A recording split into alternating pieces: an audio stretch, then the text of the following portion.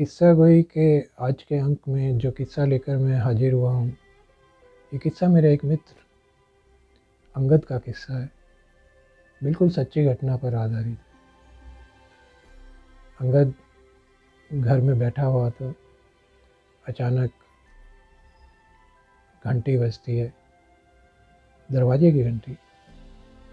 अंगद जाकर दरवाज़ा खोलता है, देखता क्या है, सामने बिल्कुल एयरफोर्स की वर्दी में सजी धजी एक लड़की खड़ी है। जी हाँ, ये लड़की कौन है? ये लड़की उसकी बेटी Komal Angad Singh, flight lieutenant fighter pilot, भारतीय वायुसेना की एक सिपाही। अंगद थोड़ी देर तक देखता रहता है, पूरी निगाहें भर कर देख लेना चाहता है आज अपनी बेटी को। बेटी भी काफ़ी देर तक अपने पिता को देखती रहती है। आखिर बेटी कहती है कि पापा, कब तक निहारते रहोगे, अंदर आने के लिए नहीं कहोगे क्या? अंगद चौंक कर, अरे तू तो अभी आने वाली नहीं थी और उधर कारगिल पर लड़ाई चल रही है, बिल्कुल ऐसे इस टाइम में तू यहाँ कैसे? अरे पापा, आपसे मिलने का मन किया इसलिए चली आई। ये जवाब था अंगद की बेटी कोमल का। खैर, दोनों अंदर आए, गप्पे मारने लगे। थोड़ी देर में अंगद ने कहा कि अच्छा, मैं तेरे लिए कॉफ़ी और खाने का इंतज़ाम करता हूँ, तब तक तू नहा धो ले, फ्रेश हो ले, मैं अभी तुरंत खाने का इंतज़ाम करता हूँ। अंगद खाना लेने चला गया। उसके बाद थोड़ी देर बाद जब दोनों खा पी कर फारिग हुए तो काफ़ी देर तक गप्पे मारते हैं। आखिर कोमल ने अंगद से कहा कि पापा, अब काफ़ी रात हो गई है और बहुत देर भी हो गई है। अब ऐसे तो हमारी गप्पे सुबह तक ख़त्म नहीं होंगी। और हाँ, मैं तो बताना ही भूल गई, मैं तो सिर्फ आज रात भर के लिए आई थी। कल सुबह मुझे वापस बॉर्डर पर जाना होगा। मैं सिर्फ तुम्हें देखने भर के लिए आई, क्योंकि उसके बाद पता नहीं कब तक मौका मिलता। ये मुझे एक चांस मिला था, इसलिए मैं चली आई। अंगद एकदम से निराश हो उठता है। अरे बस एक रात के लिए आई? हाँ पापा।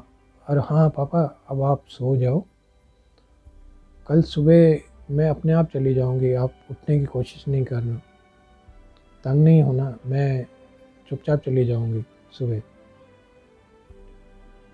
अंगद सोने चला जाता है। कोमल भी अपने बेडरूम में सोने के लिए चली जाती है। अगले दिन सुबह अंगद को उठते उठते करीब 11 बज जाते हैं। अंगद समझ जाता है कि कोमल शायद सुबह सुबह चली गई होगी। अंगद सीधे रसोई में जाकर अपने लिए एक कप कॉफ़ी का बनाता है, अखबार उठाता है और अखबार लेकर सीधे ड्राइंग रूम में चला जाता है। हर रोज़ की आदत, सुबह सुबह रेडियो ऑन करने की आदत।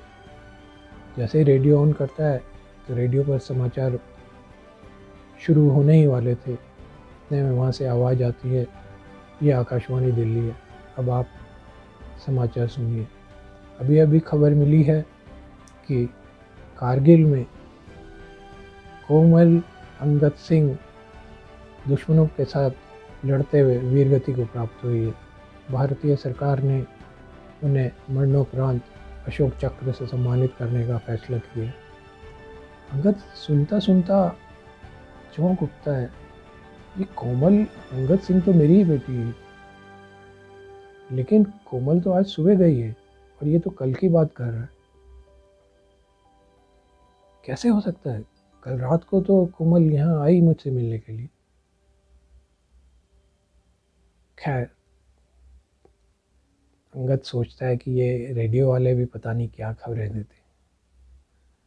थोड़ी देर चुपचाप बैठा हुआ सोचता है, लेकिन तभी टेलीफोन की घंटी बज उठती है। दूसरी तरफ से आवाज़ आती है, मैं कर्नल सोडी बोल रहा हूँ। क्या आप अंगद बोल रहे हैं? उधर से अंगद, हाँ मैं अंगद ही बोल रहा हूँ। कर्नल सोडी ने कहा कि आपकी बेटी कोमल दुश्मनों के छक्के छुड़ाते हुए वीरगति को प्राप्त हुई। हमें नाज है आपकी बेटी पर, आपको भी होगा। बड़ा दुख का समय है, आप अपना धैर्य बना कर रखें।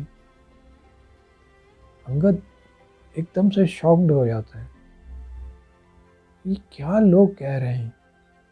अभी वो फ़ोन रख ही रहा था कि तभी उसे बाहर से बड़ा शोरगुल सुनाई देता है। शोर भी क्या, कोमल अमर रहे, कोमल अमर रहे, ये क्या नारे चल रहे हैं। इतने में दरवाजे की घंटी बजती है। अंगद जैसे ही दरवाज़ा खोलता है तो देखता क्या है कि सामने दरवाजे पर मैं खड़ा हूँ।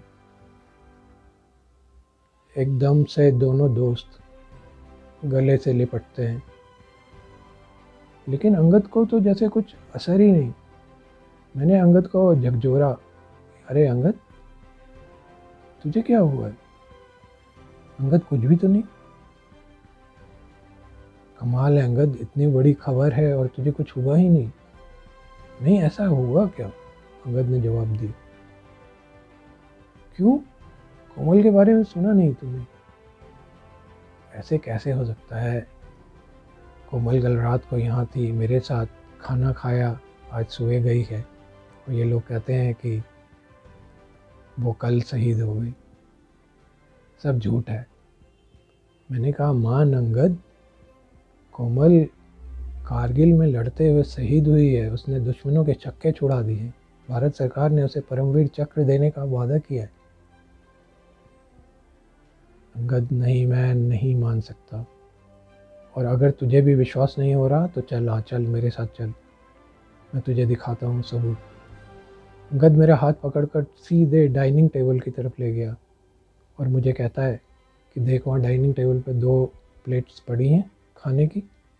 एक में कोमल ने खाया, एक में मैंने खाया। रात को हम दोनों ने बैठकर यहाँ पर खाना खाया। विश्वास किया या नहीं? अगर अब भी विश्वास नहीं होता तो चला मेरे साथ, और एक सबूत और देता हूँ। तेज़ी से वो खींचकर मेरा हाथ पकड़कर कोमल के बेडरूम की तरफ ले गया। जैसे उसने बेडरूम का दरवाज़ा खोला तो सामने बेड पर जो निशान थे, मैं देखकर दोस्तों चौंक गया। ऐसे लग रहा था जैसे कोई अभी अभी सोकर उठा हो, वही से लौटे, बिल्कुल किसी के सोए हुए की।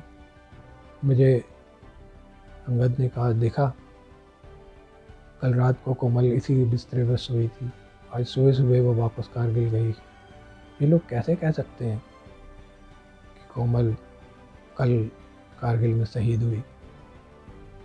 मैं विश्वास नहीं करता। मैंने फिर अंगद को झकझोरा।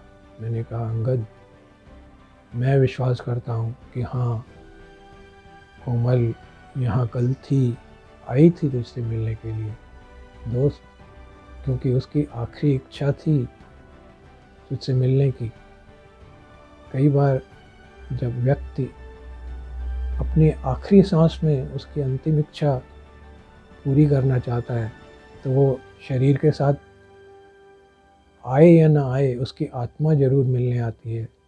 और कल जो तुझसे मिलने आया वो कोमल का शरीर नहीं था, कोमल की आत्मा तुझसे मिलने आई थी। तो दोस्तों, बड़ा अचरज हुआ अंगद की कहानी सुनकर, अंगद का किस्सा सुनकर। आपको कैसा लगा ये किस्सा? ज़रूर बताएं कमेंट बॉक्स में लिखकर। अगर पसंद आया हो तो इसे लाइक करें, शेयर करें और सब्सक्राइब ज़रूर करें। नमस्कार। अगली बार एक और किस्से के साथ फिर हाजिर होता हूँ। धन्यवाद।